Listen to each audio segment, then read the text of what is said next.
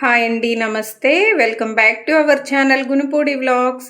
ఈరోజు మా లంచ్లోకి టొమాటో సొరకాయ కర్రీ అండ్ సొరకాయ పెరుగు చట్నీ చేస్తున్నాను. సొరకాయ టమాటా కర్రీకి సొరకాయ ముక్కలు కొంచెం పెద్దవిగా కట్ చేసుకోవాలండి.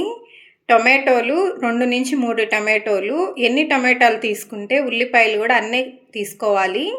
ఉల్లిపాయలు టమాటాలు ఇలా సన్నగా తరిగి పెట్టుకోవాలి. స్టవ్ వెలిగించుకోవాలండి. ఒక గిన్నె పెట్టుకొని గిన్నెలో కర్రీకి సరిపడినంత 2 to 3 స్పూన్స్ ఆయిల్ వేసుకోవాలి. జీలకర్ర వేసి తాలింపు పెట్టుకోవాలి. పోపు వేడెక్కిన తర్వాత ముందుగా టమాటోలు ఉల్లిపాయలు వేసి 2 నిమిషాలు వేగనివ్వాలి.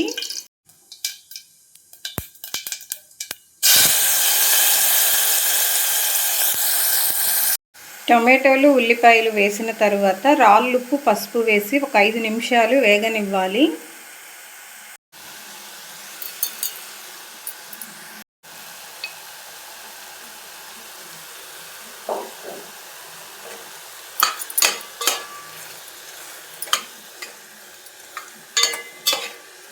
ఇవి ఒక 5 నిమిషాలు వేగిన తర్వాత సొరకాయ ముక్కలు వేసుకోవాలండి.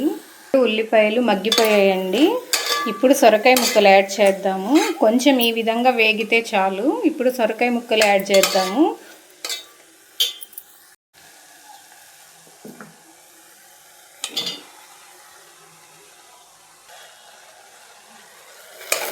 చూసారా, సొరకాయలో వాటర్ అంతా వస్తుంది కదా.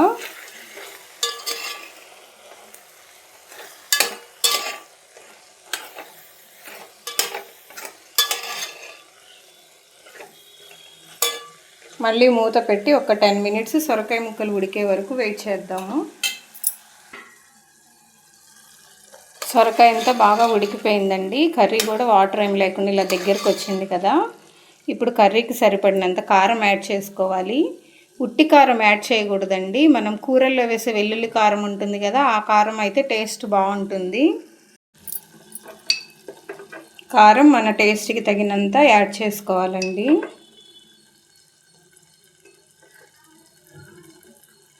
కారం యాడ్ చేసిన తర్వాత ఒక 5 నిమిషాలు మళ్ళీ సిమ్లో పెట్టాలి. సొరకాయ ముక్కలకంతా కారం పడుతుంది. ఈ విధంగా వాటర్ ఏమీ లేకుండా కూర దగ్గరకు వస్తే సరిపోతుందండి. ఇంకా స్టవ్ ఆఫ్ చేసుకోవడమే. ఎటువంటి మసాలాలు లేకుండా సింపుల్గా టమాటా సొరకాయ కర్రీ రెడీ. సొరకాయ పెరుగు చట్నీకి సొరకాయని లోపల విత్తనాలన్నీ తీసేసి సొరకాయ ముక్కలు వీలైనంత సన్నగా తరిగి పెట్టుకోవాలండి. ఈ తరిగిన సొరకాయ ముక్కల్ని ఒక ప్రెషర్ కుక్కర్లో వేసి 1 విజిల్ రానిస్తే సరిపోతుంది. కొంచెం సాల్ట్ యాడ్ చేసేసి కలిపి ఒక 1 విజిల్ రానిస్తే సరిపోతుందండి. కుక్కర్ ఒక విజిల్ వచ్చింది కదండి. కుక్కర్ వేడి తగ్గేలోపు మనం ఒక ఉల్లిపాయ, 2 పచ్చిమిరపకాయలు, కొంచెం అల్లం ముక్క ఇలా సన్నగా తరిగి పెట్టుకోవాలి. పెరుగు ఫ్రెష్గా ఉండాలండి. పులుపు లేకుండా తీయగా కమ్మగా ఉండే పెరుగును 1 కప్పు ఇలా చిలికి పెట్టుకోవాలి.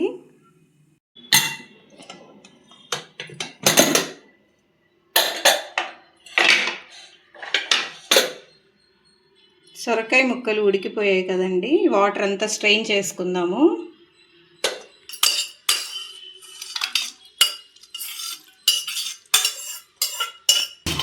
స్టవ్ మీద ఒక కడాయి పెట్టుకొని పెరుగు చట్నీకి పోపు రెడీ చేసుకోవాలండి. ఒక 2 స్పూన్స్ ఆయిల్ వేసుకొని పోపు గింజలు వేసుకోవాలి.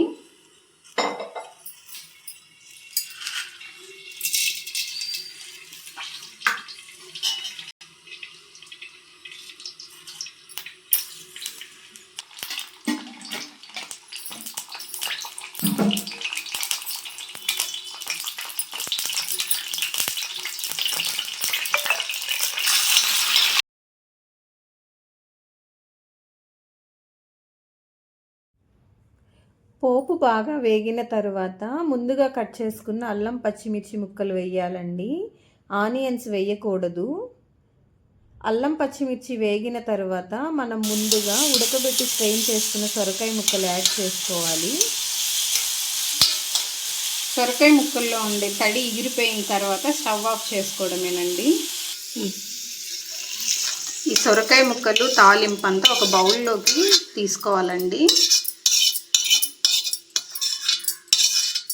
సొరకాయ ముక్కలు కంప్లీట్గా చల్లారిపోవాలండి, అస్సలు వేడి ఉండకూడదు. ఇలా వేడున్నప్పుడు కలిపితే పెరుగు విరిగిపోతుంది.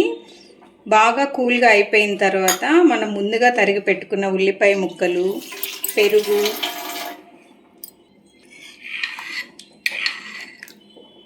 కొంచెం సాల్ట్, పసుపు కూడా యాడ్ చేయాలండి. ఇందాక మనం సొరకాయ ముక్కల వరకే కదా సాల్ట్ యాడ్ చేసాము.